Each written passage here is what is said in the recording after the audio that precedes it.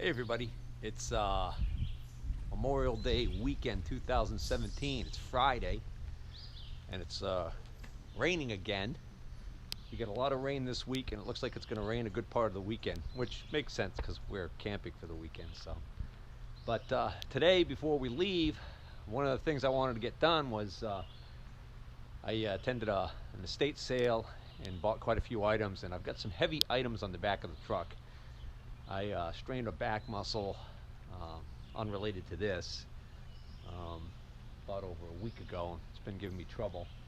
Seems like every time it starts to heal I tend to aggravate it again, so I want to use the Oliver to get some of this heavy stuff off because, well, quite frankly, I got it covered in plastic.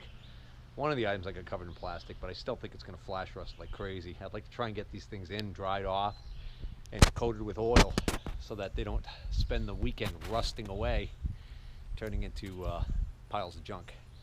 So I have no idea whether or not I'm even in frame, but we're going to call this an Oliver video because it involves getting the Oliver started, and it's going to be basically a quick tutorial on how to start the 770 diesel after you've run it out of fuel, which is what I did last time I used it. I ran out of fuel, and you can't just put more fuel in and start it. It's a diesel injected, and it's just not gonna do it. So for those of you who are regular viewers of my channel, I thank you for being subscribers. Hopefully you're a subscriber. If you're a regular viewer, you should be a subscriber. But anyways, this will also be a quick way to just give you an update of what to expect in the upcoming episodes. I've got parts on order for the get that little cam gear on order, and then I can put the lower unit back on the SS Minnow over here. So that's the Tower of Power series for those of you who aren't familiar with it. Let's see what else we got going. I'm waiting for a tank for the MIG welder. So the Miller-Matic MIG welder, and those of you who saw that series can expect to see that being used for the first time as soon as I score a tank. New tanks are so expensive, so I'm kind of waiting. Oh, that is the stand for the Hammond tool grinder. I sanded it and primed it before it started raining. Now it's just sitting out here because, well, it's raining. There's the Yelm Earthmaster. Nothing happening with that. Ooh, that's poison ivy. I'm not going to walk through that. And there's Ollie, aka Old Yeller, aka the video series that actually was one of the most popular ones I've had. That, and of course, I'm still getting requests to get back to the International Harvester, and there she lies. And no, she is not forgotten. And that is definitely not over. I haven't given up on that. So let's get to work on the Oliver. So step one is pretty clear. Put more fuel in the tank. All right, step two is we want to bleed air from the system. So the way the fuel runs through the system here is it actually comes down through gravity feed to this side of the motor and goes through this big filter right there. Okay, hold on, this filter right here in this canister. Okay, so that's the primary fuel filter. So it goes through here first, and then it goes through that hard rigid line right there. It goes back down around the back of the motor over to the other side. But since this is the first stop, the best thing to do is to drain off any air trapped here. So I've got this line right here, I'm sorry, this valve, and I should be able to actually, I guess I should have had pliers with me. So once you've purged the majority of the air out of that primary filter canister, you close that valve and you come over here to the secondary filter right here, and on top of the secondary filter there's a bleeder, and this unit right here is the primer. And the way this works is you turn this little thumb screw here that allows you to rotate this bail out of position. That allows you to actuate this plunger. See it? All right. And what you do is that plunger, that rigid line coming from the other side, from that primary filter, comes to this plunger first. Then the output of the primer pump here goes into the secondary filter. So we're going to open this bleeder on the top here. We just loosen this, crack it open a little bit, and we proceed to pump this primer pump. And what will happen is, eventually, fuel will start to flow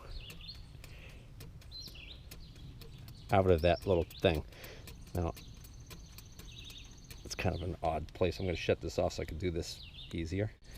Okay, once the fuel reaches the primer pump, then you'll really start to see some action as you pump it.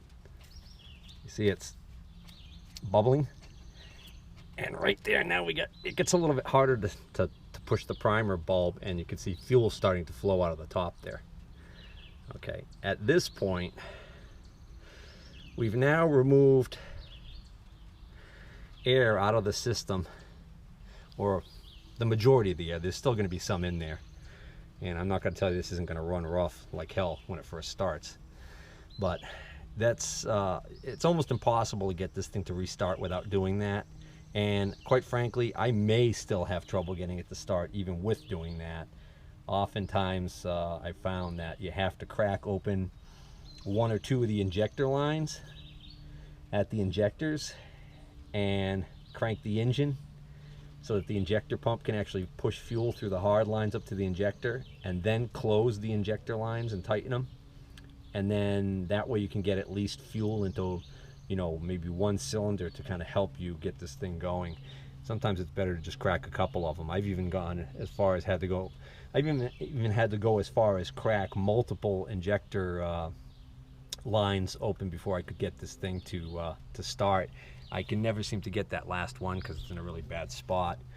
Plus, the problem is the loader is always in the down position when it runs out of fuel, you know, usually. So I try and make a habit of not running out of fuel. I notice that if I'm diligent, I can often spot right before it's going to run out of fuel. This design, because of the design, the engine will start to race, so the RPMs will greatly increase typically right as it's running out of fuel. That's the perfect time to shut it down and top off the fuel, and then oftentimes you can get it restarted and it'll sputter and cough and try and die on you, but you might be able to save it.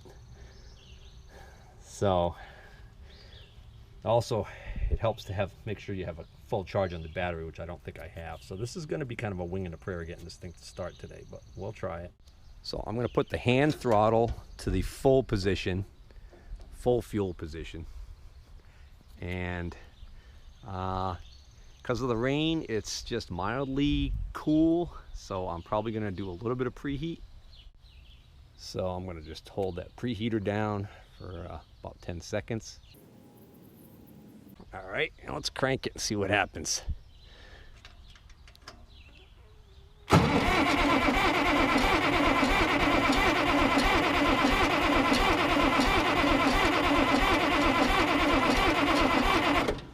All right, no smoke at all, so I'm going to go back to trying to bleed it again and see if any more air comes out.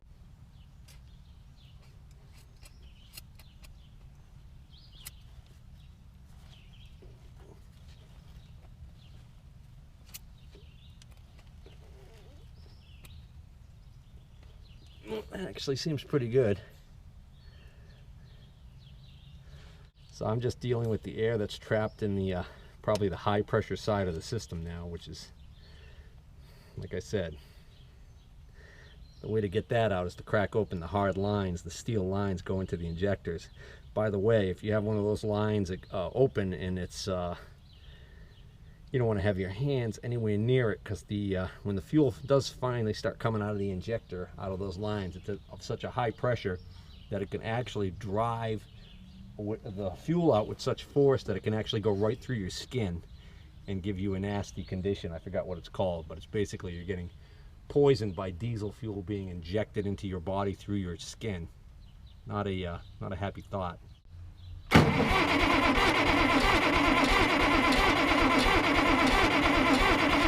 There we go, smoke.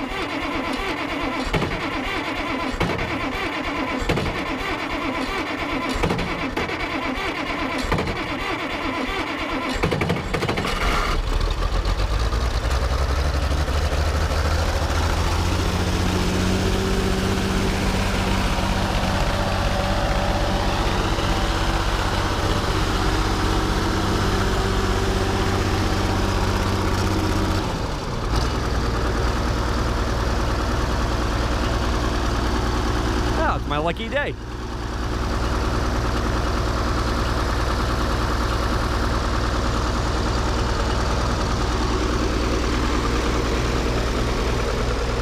case there was any wonder how much rain we've gotten, bucket's pretty full.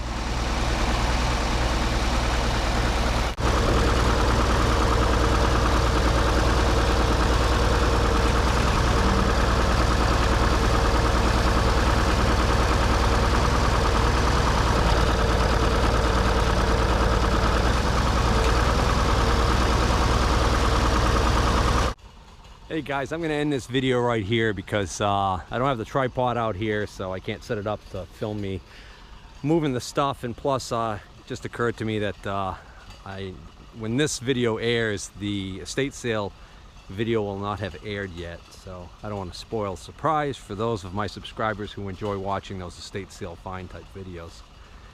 All right, so take care.